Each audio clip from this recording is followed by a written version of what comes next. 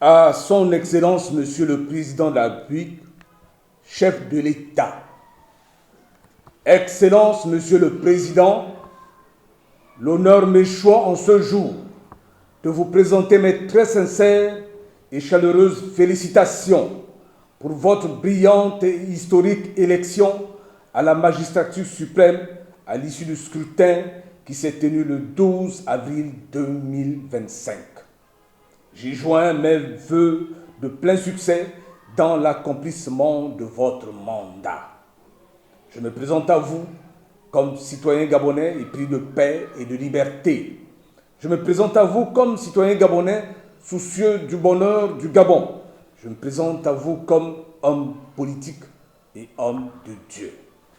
Je saisis cette solennelle circonstance pour vous rappeler humblement que cette victoire, vous ne la devez à personne d'autre qu'à vous-même et à l'engagement à vos côtés de votre tendre épouse. Les résultats obtenus dans les 9 provinces témoignent de l'aspiration du peuple gabonais à accéder au vrai changement et de votre haute cote de popularité. Vous ne devez rien à l'efficacité de qui que ce soit sur le terrain. Prenez donc votre liberté, car vous devez tout uniquement au peuple souverain. Les Gabonais ont voté le bilan d'un homme, votre bilan, Monsieur le Président. Je puis vous assurer de ma disponibilité à œuvrer avec vous à la consolidation et à la promotion de vos 19 mois de gestion de la transition à la tête du pays. Permettez, Excellence, Monsieur le Président, que je revienne sur quelques-uns de vos propos durant la campagne et des observations que cela suscite de ma part. Selon vos propres mots, durant votre intervention en face des journalistes, vous avez dit, je cite, « Je n'ai pas d'adversaire, mon adversaire c'est le chômage des jeunes. Mon adversaire c'est les routes qui manquent dans toutes nos villes. Mon adversaire c'est l'eau et l'électricité. Mon adversaire c'est la vie chère. » Fin de citation. Permettez, Excellence, Monsieur le Président, que je vous exprime ici mon approbation et mon soutien total à votre pragmatisme. C'est ce pragmatisme que les Gabonais des 9 provinces et la diaspora ont plébiscité. Je peux proclamer avec assurance que les Gabonais sont contre le chômage des jeunes. Je peux proclamer avec assurance que les Gabonais veulent des routes partout. Je peux proclamer avec assurance que les Gabonais veulent l'eau potable dans chaque domicile. Je peux proclamer avec assurance que les Gabonais veulent l'électricité dans chacune des maisons. Je peux proclamer avec assurance que les Gabonais sont contre la vie chère. Un pays se construit ensemble, Monsieur le Président. Le Gabon a besoin de tous ses enfants. Vous l'avez si bien compris que vous nous avez préconisé l'inclusivité. Oui, Monsieur le Président, vous êtes le président de tous les Gabonais. Unissez dans la concorde et la fraternité tous les Gabonais. Et ceci ne peut être que l'œuvre de l'amour qui est l'énergie constructive. On nous a enseigné à vivre dans la peur. On nous a parlé de la survie du plus fort. On nous a parlé de la victoire du plus puissant. On nous a parlé du succès du plus habile. On nous parle rarement de la gloire du plus aimant. Vous aimez le Gabon, Monsieur le Président. Vous aimez les Gabonais, Monsieur le Président. Vous aimez le bonheur du plus grand nombre, Monsieur le Président. Une citation de Pierre Rabhi sur l'amour nous dit, je cite, « L'amour est la meilleure énergie qu'un être humain puisse générer. L'accumulation de possessions ne garantit en rien la joie de vivre. Nous ne sommes pas nés pour le produit national brut, mais pour jouir de la vie. » Fin de citation. Excellence, Monsieur le Président de la République, comme homme de Dieu, je vous parle prie de trouver ci-après quelques citations bibliques qui vont vous conforter dans la conduite des affaires du pays. Les yeux de ceux qui voient ne seront plus bouclés. Les oreilles de ceux qui entendent seront attentives. Ésaïe 32, 3. Ne réponds pas à l'insensé selon sa folie, de peur que tu ne lui ressembles toi-même. Proverbe 26, 4. Réponds à l'insensé selon sa folie, afin qu'il ne se regarde comme sage. Proverbe 26, 5.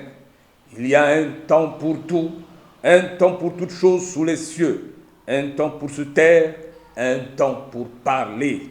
Ecclésiaste 3, versets 1 et 7. Je vous ai parlé ici par des proverbes et des paraboles, comme Christ, du temps de sa chair, s'adressait au plus grand nombre par des paraboles, selon qu'il est écrit en Matthieu 13, versets 10 à 17. Les disciples s'approchèrent de Jésus et lui dirent: pourquoi leur parles-tu en parabole? Jésus leur répondit: parce qu'il vous a été donné de connaître les mystères du royaume des cieux et que cela ne leur a pas été donné. Car on donnera à celui qui a, il sera dans l'abondance. Mais à celui qui n'a pas, on ôtera même ce qu'il a. C'est pourquoi je leur parle en parabole, parce qu'en voyant, ils ne voient point, et qu'en entendant, ils n'entendent ni ne comprennent. Et pour eux s'accomplit cette prophétie d'Ésaïe: vous entendrez de vos oreilles et vous ne comprendrez point. Vous regarderez de vos yeux et vous ne verrez point. Car le cœur de ce peuple est devenu insensible. Ils ont endurci leurs oreilles, ils ont fermé leurs yeux, de peur qu'ils ne voient de leurs yeux, qu'ils n'entendent de leurs oreilles, qu'ils ne comprennent de leur cœur et qu'ils ne se convertissent et que je ne les guérisse. Mais heureux sont vos yeux parce qu'ils voient et vos oreilles parce qu'elles entendent. Je contextualise. Mais heureux sont vos yeux, Excellence, Monsieur le Président, parce que vos yeux voient.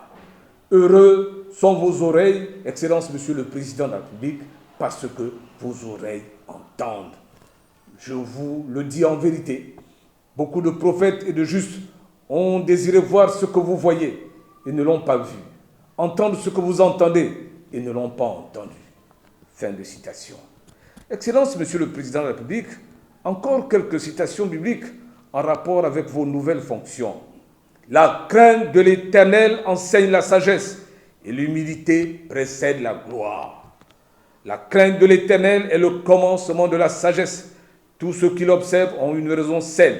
Sa gloire subsiste à jamais. Le commencement de la sagesse, c'est la crainte de l'Éternel. Et la science des saints, c'est l'intelligence.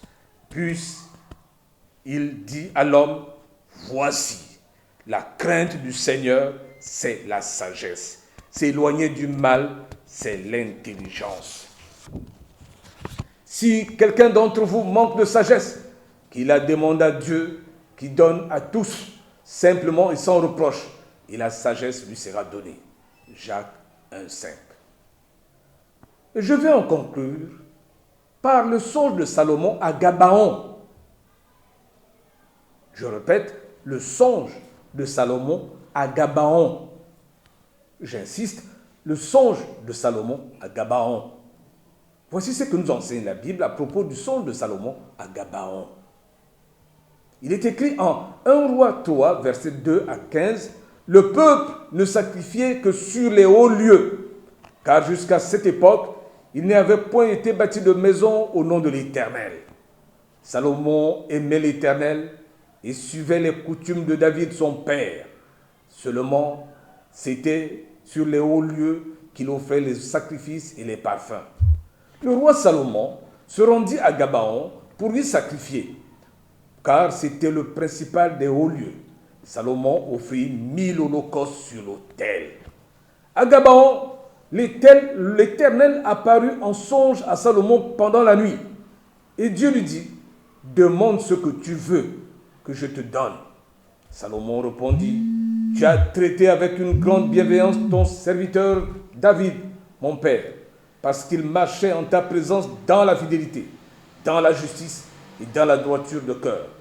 Envers toi, tu as conservé cette grande bienveillance et tu lui as donné un fils qui est assis sur son trône, comme on le voit aujourd'hui.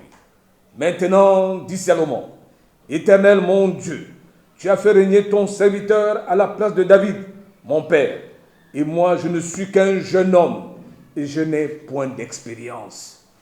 Ton serviteur, poursuivit Salomon, est au milieu du peuple et tu as choisi un peuple immense qui ne peut être ni compté ni nombré à cause de sa multitude.